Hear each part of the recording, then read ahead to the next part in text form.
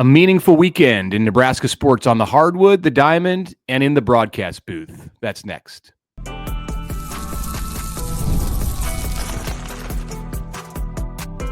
You are Locked On Nebraska, your daily Nebraska Cornhuskers podcast. Part of the Locked On Podcast Network, your team every day.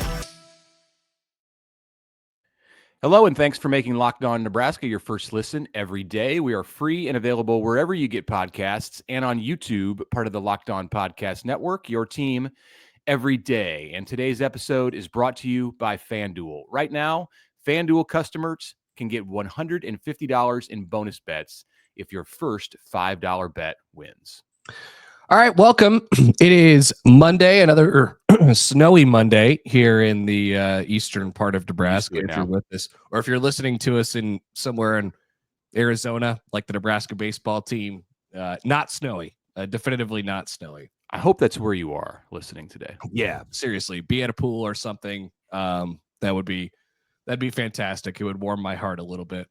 It was a little bit of a busy weekend behind us. We're gonna talk about that Nebraska baseball team who has so far won 2 out of 3 of their games in the Phoenix area and still has another today.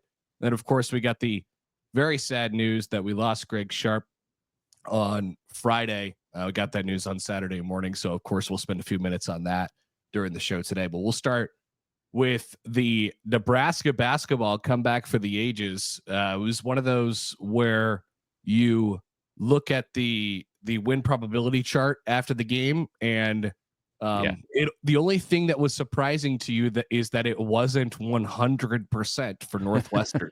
That game felt like it was going absolutely nowhere. Nebraska was down by 20 points with less than 19 minutes to go in the game, and then completely flipped it immediately, and then almost had enough time to blow it again.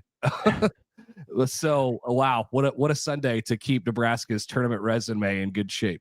It was almost like the opposite of what we've seen with some football games where the win probability gets to 98% for Nebraska. And as a Nebraska fan or person who watches the game as a media member, you know it's not 98%. It's like 62%. What are you talking about here? That's not right. I wonder if Northwestern fans felt that way inside Welsh Ryan Arena. Like, we've seen this team, we know this team. A 20-point lead, that's nothing in the second half. I'm looking at the Ken Palm one right now.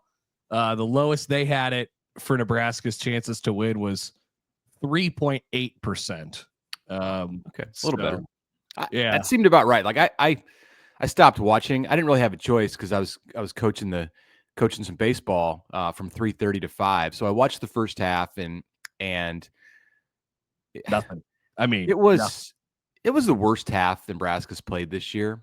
Yeah, because you have to take into account the competition, and you can say, oh, they played terrible at Purdue, Michigan State, Wisconsin. And my thought was going, and as I left the house, and I was like, I'm probably not going to see any of the second half of this game. I did check the score after I'd been up throwing batting practice for like 20 minutes, and I was like, oh my God, it's tied. So then I turned it on and tried to multitask. So I didn't really see that much of the comeback, but I read about it and heard about it. What was in my head when I left the house at halftime was that this. And I know we overreact all the time, especially with this team in basketball. Like we've said, the season is over already before, and we've said they're in the tournament and everything's fine. My tendency was to overreact and say, like, if Nebraska loses this game, especially in this fashion, the way it was going, they're done. Like yes, you can come back from that mathematically, but to do that 4 times, to get blown out 4 times in the Big Ten, and have the last one, the most recent one, be against Northwestern, who was 4-10 in the league. I was like, they're not going to get. Nobody is going to be on their side come March. So you make a really good point, because the thing that people were, like I've heard a version of this conversation throughout the last 24 hours, and obviously it's all moot because Nebraska came back and they actually won the basketball game. Mm-hmm. But they're like, well, it's a quad 1 game. Nothing's going to kill you if it's a quad 1 game.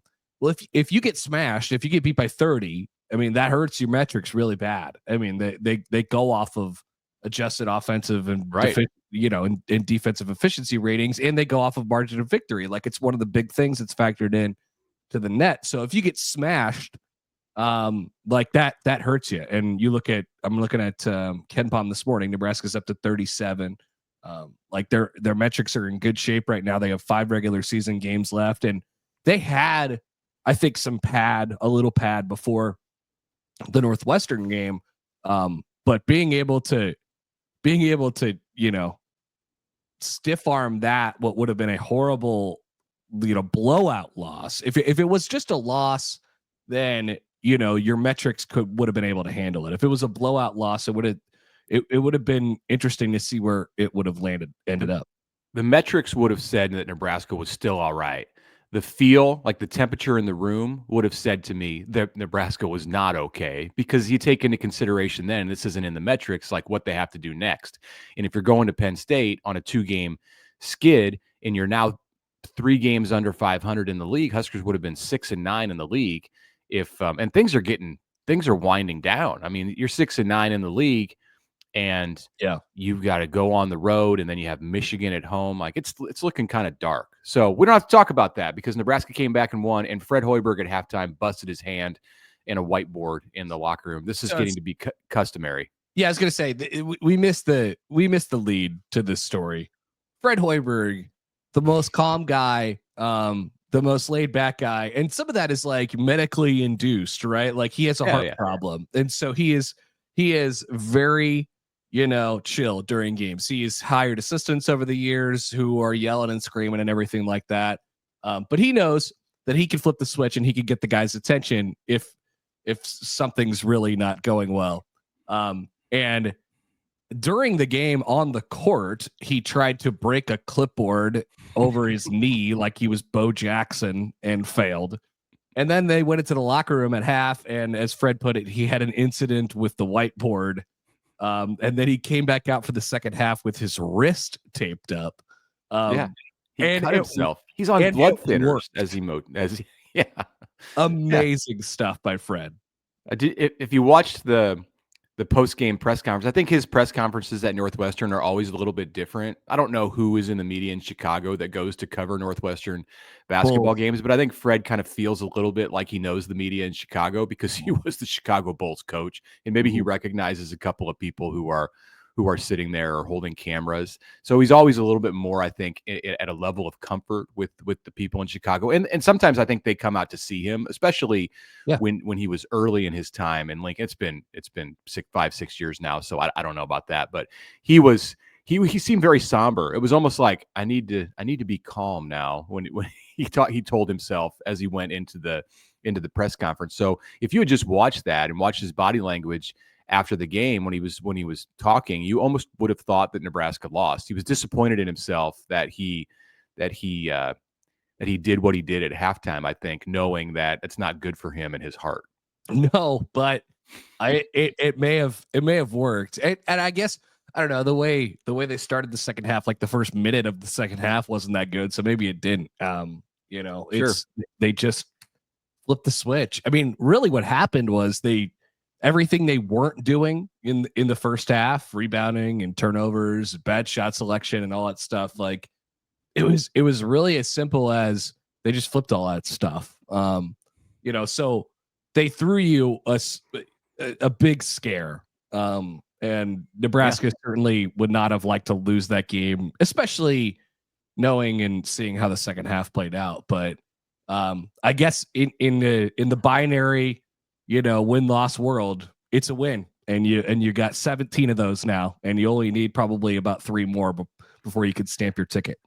Yeah, some context: the 20-point comeback matched the largest by Nebraska since 1996-97. They've done that 3 times. This was the largest as a member of the Big Ten, and the first win at Northwestern since 2014.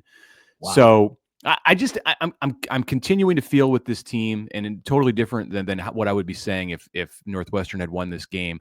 But I'm continuing to feel with this team like there's some kind of a unique quality to this group, the way that they can get blown out and then respond the next day, or the way that they did this at Washington. This is 2 consecutive road games where they came back from double-digit points down to win.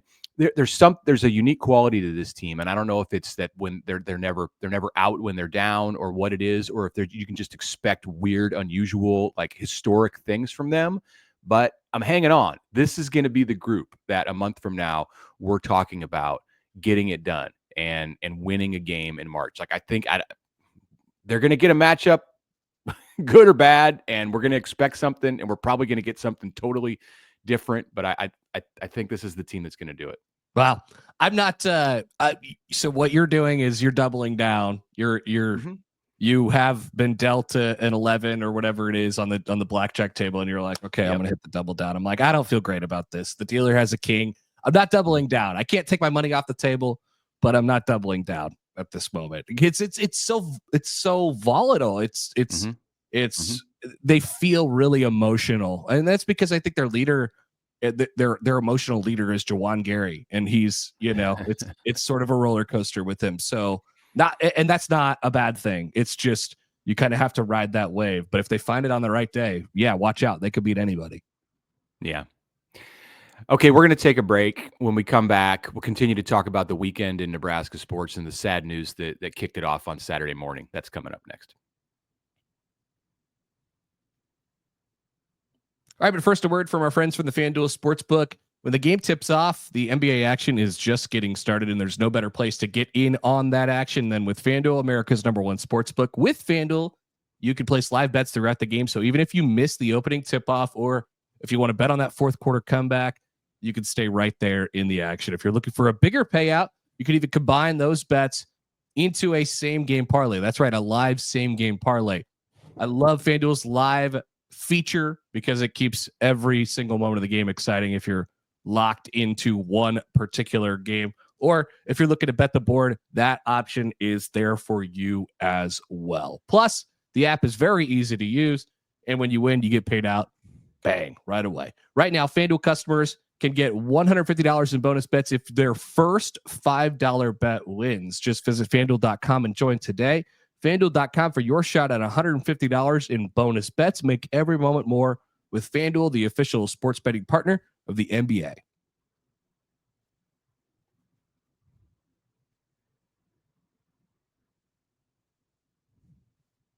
All right, welcome back. Snowy Monday edition of the Locked On Nebraska podcast. I'm Mitch Sherman from The Athletic. Connor Happer of 1620 The Zone is with me.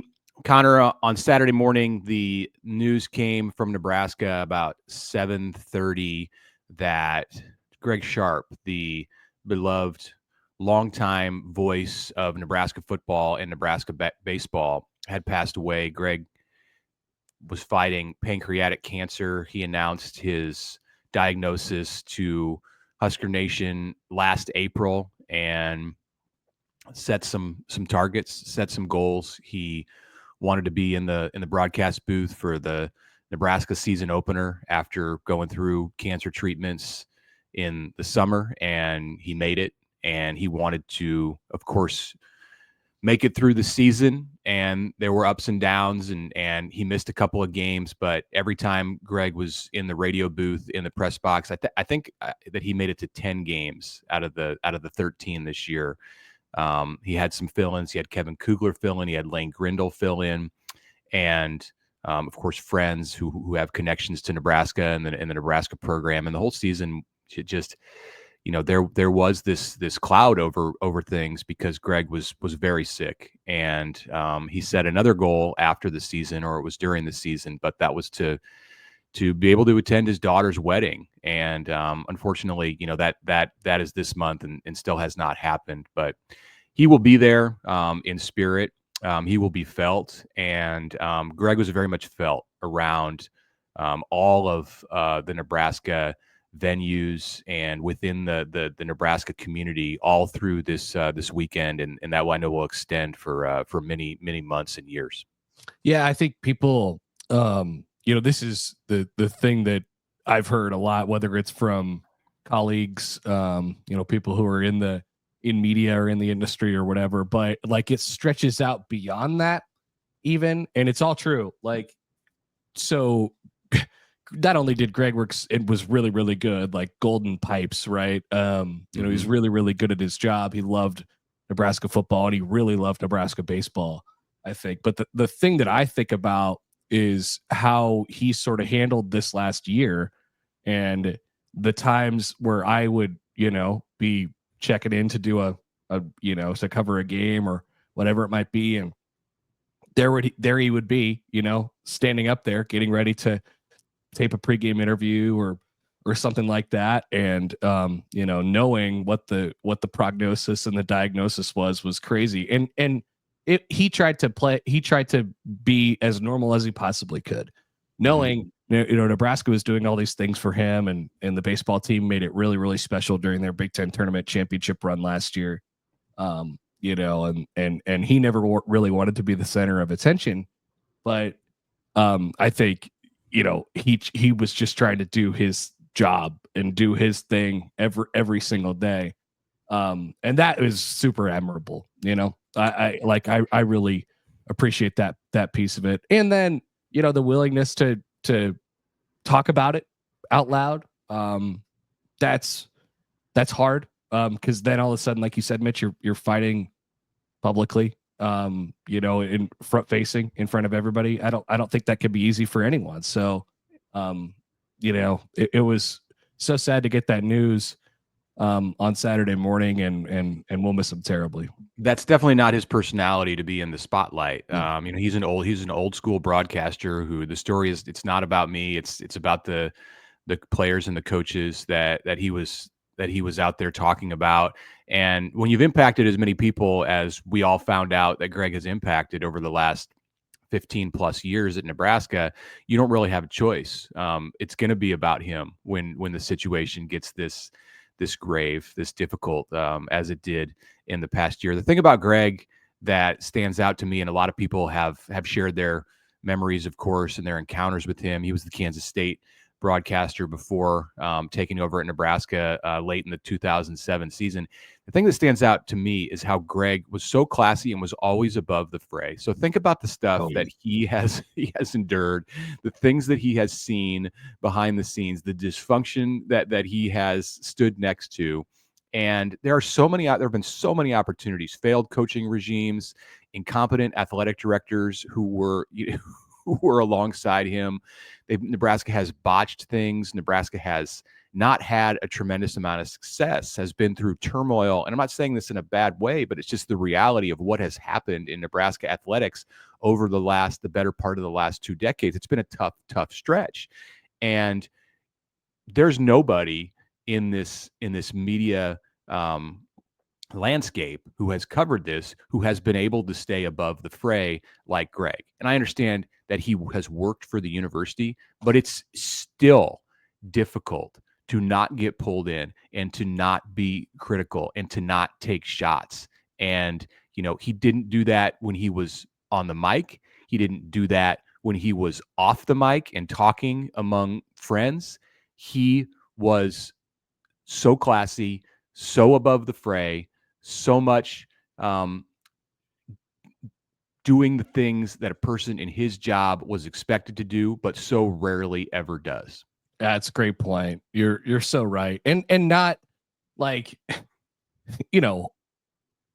not getting involved really, or not wanting to get involved in all the politics that are gossip. It's everything. Yeah. It's just Nebraska's athletics has a tendency to just suck you in when you're in this position to talk about it or write about it. And Greg did his job every day, and everybody, he had the respect of everyone in the media community and in the athletic department community, and around college sports. You see Fox, you see BTN, anyone who was broadcasting a Nebraska event this weekend did a tribute to Greg Sharpe, and people that I was somewhat unaware knew him, talked about him as if he had an impact on them. Yeah, and we're going to talk about Nebraska baseball in a second, but that is a team that his bond with, was pretty special. And I think if you asked him, he'd tell you he's a baseball guy. And, right. And so that what they did last year, and the night that they put the patch on their hats, the Greg Sharpe strong patch, Jackson Brackett throws a no-hitter, and then they go and they win against Arkansas. Yeah. Well, No, it wasn't against Arkansas, was it? Who did he throw the no-hitter? Was it not? Okay, maybe I I'm mistaken. Well, they did throw a no-hitter against Arkansas, but that was in like 2007 or something. Okay, I'm sorry. I heard an old broadcast. Was that it? Was that a they had the combined combined no-hitter no-hitter against Arkansas, and like it was like 2000. I want to say like I don't know, maybe 12 or 11 or 13 or something like that. It was like Kyle Kubat and those guys. Anyway, Yeah, my mistake.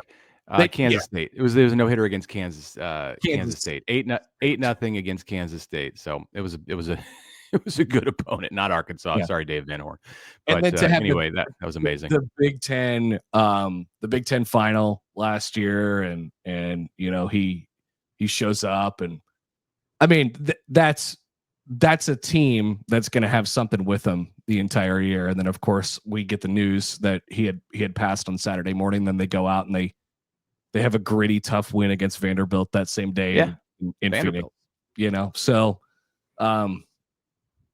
I just all the stories that you're hearing about who he was, and the type of guy that he was. If you never got the chance to encounter him, it's all true, and that's a heck of a legacy to leave behind. Yeah.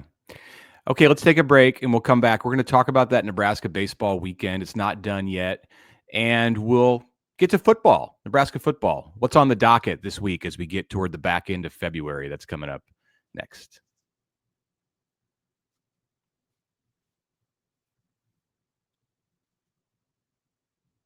All right, welcome back. Connor Happer, Mitch Sherman with you here on the Locked On Nebraska podcast. What is going on with Nebraska football right now? Well, it's still a little bit of a quiet period for Nebraska football. Mat drills are starting, I believe. I think it's this week. Yeah, it should be this week. I haven't heard any kind of official unveiling. I'm sure that will be loud on social media, but that's coming. So that's what you could expect. There will be videos of Husker football players doing various things, not really football related, whether it's, throwing around a bunch of weights or, whatever it might be. There's like and the staff's involved, so that's fun. Yeah, right.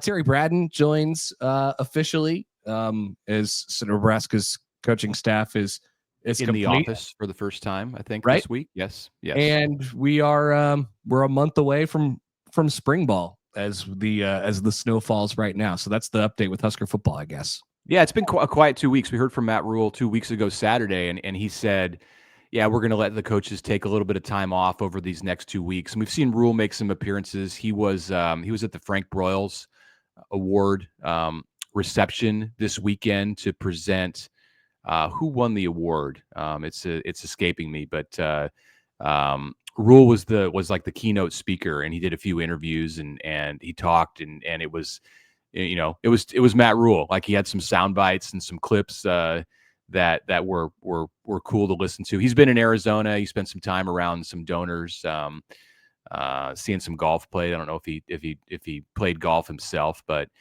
he's been busy. But it's been downtime for him, comparable to what is normal. And the assistant coaches, Braden, of course, the last guy to come on board officially and get in the office. Mike Eckler was coming in last week, and Braden is doing the same thing. So I know there's some defensive linemen who are eager to get to spend time around Terry Braden and get a better sense. Like they've had Zoom calls and things like that and phone conversations, but to have him actually in there, it's a big part of the Nebraska defense and a part that they've got to figure out here between now and August. And spring, of course, is going to be huge for that and big for a lot of things. Is with this 13-member assistant coaching staff to get on a page and stay there and be together. So it's been quiet for a couple weeks, but things are going to pick up here over the next month.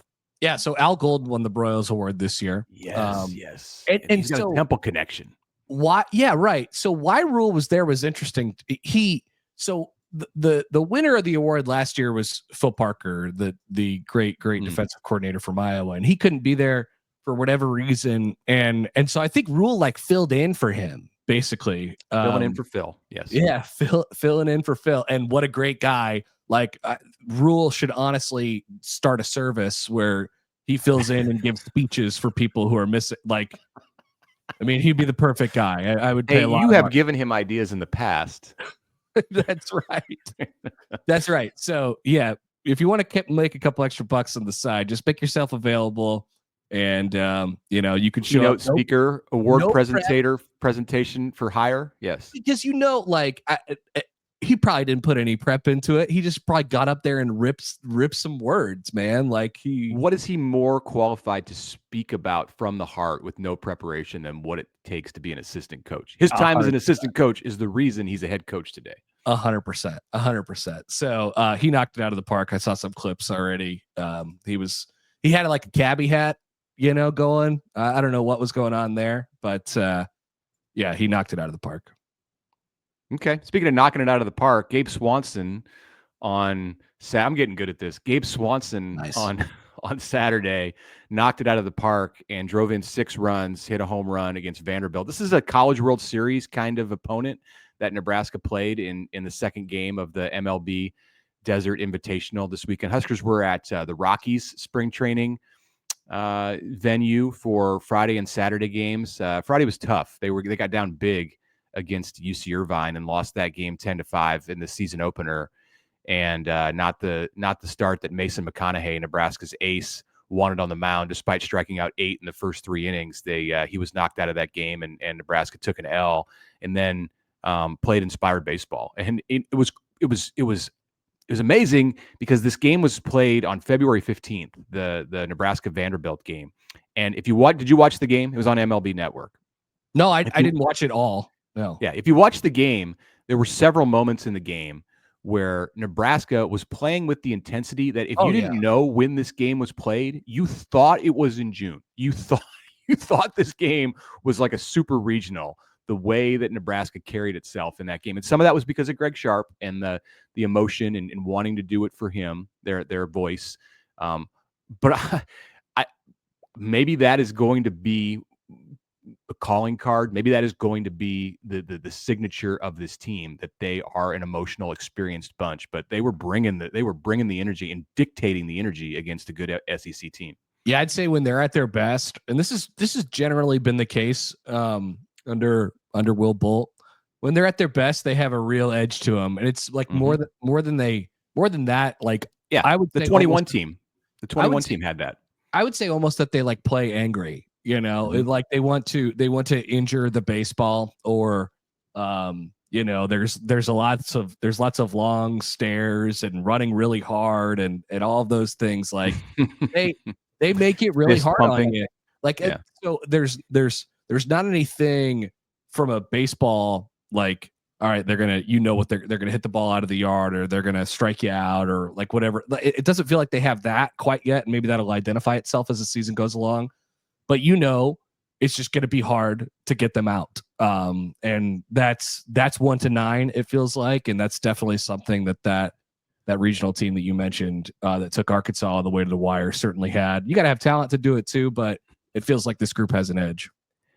Yeah, and that comes with experience. That comes with having played the college game. That 21 team was old and had veterans all over the place, and they fed off of making people mad, like whether it was their opponent or their opponent's fans, as we saw in the regional in Fayetteville. And I think this team has some of those qualities. I don't know who's necessarily going to step up and be the front guy. I mean, Swanson, like, he sticks out because he's got the biggest bat, but Dylan Carey, Nebraska's shortstop, has been around the college game for several years now, and you definitely have some characters and some personalities on the mound. Tucker Timmerman is going to be the face of this weekend for Nebraska. He took 100+ mile an hour one hopper off the face. Like, I thought there was a lot of blood, probably because he got hit in the mouth, but that's not the case. I think he got hit right in the nose and eye. Not so much here. Or here.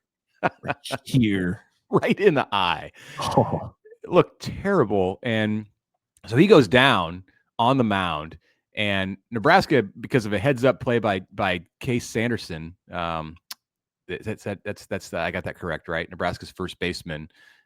They were able to get the out and get out of the inning and kill a Vanderbilt rally. And so Timmerman's down on the ground, bleeding, and everyone's concerned. And then he gets up to walk off, and you can't. I mean, he's covering his face. He's pumping his fist and at the dugout. this is February, guys. This is game 2, man. But that's the vibe that this team seems to put forth. And then they went out and just and buried San Diego State on Sunday night, 13-0. So Nebraska will play Grand Canyon on Monday afternoon with Jackson Brockett. He of the no-hitter last season against Kansas State. Nice.